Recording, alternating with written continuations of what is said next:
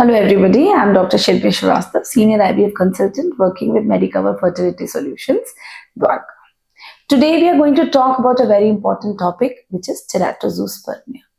Teratozoospermia अगर बहुत simple शब्दों में हम समझना चाहें कि क्या होता है तो इसका मतलब ये होता है कि अगर एक स्पर्म का शेप एंड साइज उसके आकार में प्रॉब्लम है और गड़बड़ी है. Whenever we are investigating a couple, semen analysis is one of the first tests which we advise the couple. क्योंकि ये बहुत सिंपल होता है, चीप होता है and a non invasive test है. अगर मैं आपको बताऊं कि सीमन एनालिसिस में द मोस्ट इम्पॉर्टेंट फैक्टर क्या है जो एक मेल के फर्टिलाइजेशन पोटेंशियल को जज करता है, तो I like to say that it is the morphology of the sperm. And again it is the most ignored criteria also. जब भी एक मेल का सीमन एनालिसिस किया जाता है तो उस स्पर्म सैंपल में 3 चीजें हैं जो मुख्य तरीके से देखी जाती हैं.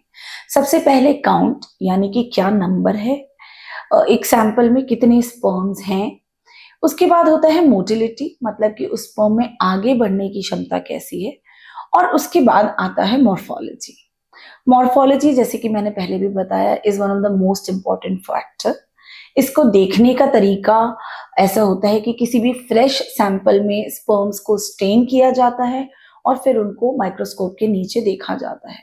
किसी भी स्पर्म की 3 इंपॉर्टेंट मोर्फोलॉजिकल कैरेक्टर्स होते हैं जिनको हम देखते हैं: head, mid piece and tail. तो जो एक स्पर्म होता है उसका स्पर्म एक्चुअली एक तरह का कैरियर है जो जेनेटिक मटेरियल उस साइट में कैरी करता है. Correct? It is a type of a courier और a carrier which carries the genetic material from the male to the female.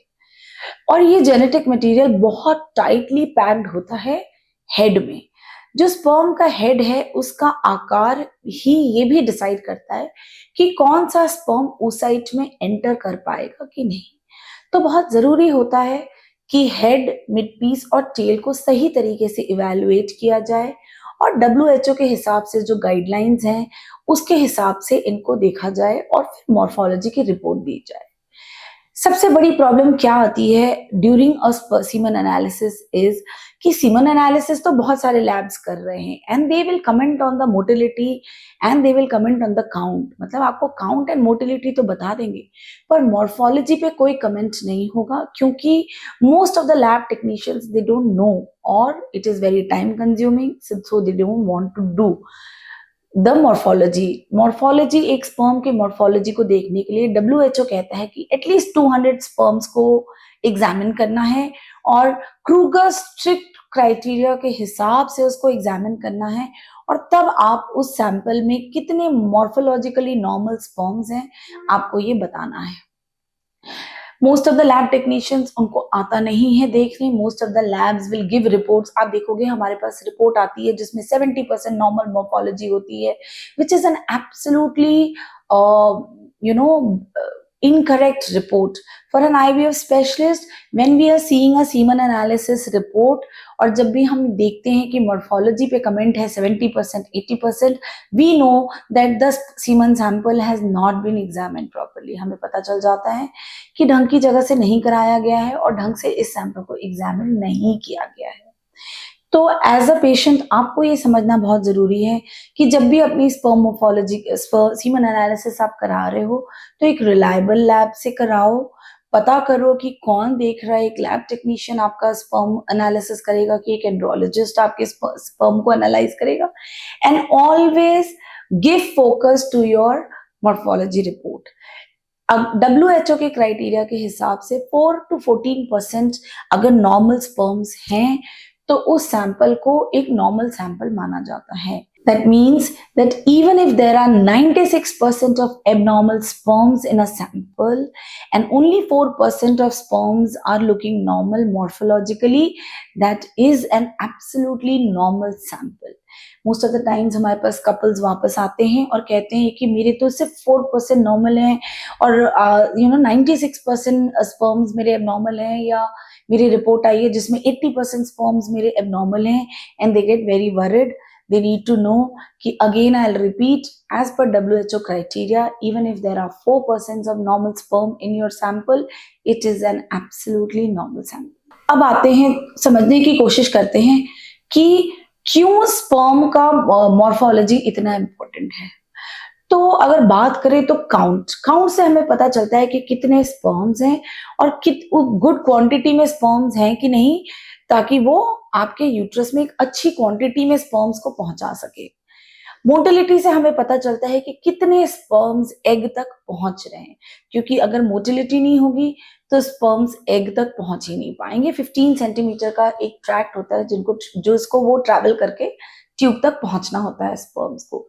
लेकिन मॉर्फोलॉजी जो है वो डिसाइड करती है कि चाहे जितने भी स्पर्म्स पहुंच जाएं एग के पास, कौन सा स्पर्म एग को पेनिट्रेट करके उसके अंदर जा पाएगा और एग को फर्टिलाइज कर पाएगा, क्योंकि एक हेल्दी प्रेगनेंसी के लिए fertilisation is very very important. अब आइए समझते हैं कि क्या कॉजेज हो सकते हैं मॉर्फोलॉजी के एबनॉर्मल स्पर्म्स के लिए। तो बहुत सारे कॉजेज होते हैं, लाइफस्टाइल, स्ट्रेस, स्मोकिंग, ड्रिंकिंग, वैरिकोसील्स किसी किसी पेशेंट को होता है जो क्या करता है कि टेस्टिस के आसपास के टेम्परेचर को बढ़ा देता है, तो that can also lead to low morphology and sometimes there is no cause found and it can be just a genetic cause कि मॉर्फोलॉजी कम है। 4% से कम होती है मॉर्फोलॉजी तो हम उसको लो मॉर्फोलॉजी या टेराटोजूस्पर्मिया बुलाते हैं स्पर्म में उसको। अगर हम ट्रीटमेंट की बात करें तो there are some antioxidants which helps in treating this morphology. आपको अगर लग रहा है कोई कॉज मिलता है, जैसे अगर आप हेवी स्मोकर और ड्रिंकर हो तो you have to cut down on your nicotine and alcohol. अगर you lead a very stressful life, day night balance नहीं मेंटेन होता है आपके जॉब प्रोफाइल में, you are late night worker, तो this also I have seen in my practice that leads to low morphology. तो इस तरह की चीजें अगर हैं तो इनका करेक्टिव मेजर्स करके थोड़े से एंटीऑक्सीडेंट्स सप्लीमेंट्स लेके we can repeat the sample after 2 to 3 months and see if the morphology is improved. But if there is low morphology because of a genetic cause or because we could not find any cause, in such cases unlikely कि दवा खाने से और आपको break लेने से आपकी morphology बहुत ज्यादा improve होगी। Male fertility is very difficult to treat, and most of the time these supplements are just given and they don't show a very good result. पर अगर आपको कोई कॉज नहीं मिल रहा है आपके मॉर्फोलॉजी के कारण को पता करने के लिए कि क्यों आपके स्पर्म्स मॉर्फोलॉजिकली नॉर्मल हैं, तो अनलाइकली कि एंटीऑक्सीडेंट्स के ट्रीटमेंट से और वैरिकोसील ऑपरेशन से ये मॉर्फोलॉजी इंप्रूव होगी। Antioxidants can increase or improve the morphology from 1% to 2%, but 2% is still low. ऐसे केसेस में बहुत सारे पेशेंट्स या कपल्स को मैंने देखा है who come and tell कि ma'am shall we go for IUI। तो इन केसेस में जब मॉर्फोलॉजी स्पर्म की इंप्रूव नहीं की है, इवन आफ्टर ट्रीटमेंट आईयूआई करने का कोई फायदा नहीं मिलता है इन कपल्स को, क्योंकि आपको ये समझना है यहाँ पे कि ये जो स्पर्म्स हैं ये डिफेक्टिव स्पर्म्स हैं। चाहे ये कितने भी नंबर में हो, चाहे इनकी मोटिलिटी कितनी भी अच्छी हो, they don't have the capability of fertilising an egg. तो अगर हम आईयूआई कर भी दें, बेस्ट मोटाइल स्पर्म्स पिक भी कर लें, लेकिन अगर इनका आकार सही नहीं है तो ये किसी काम के नहीं है।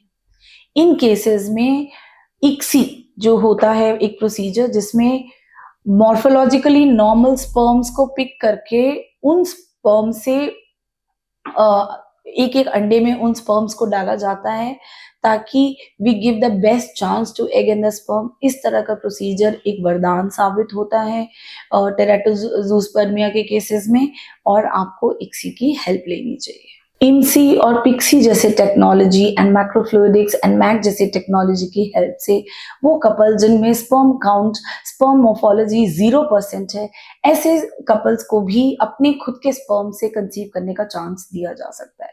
ये सारी फैसिलिटी मेडिकवर फर्टिलिटी सॉल्यूशंस में अवेलेबल है।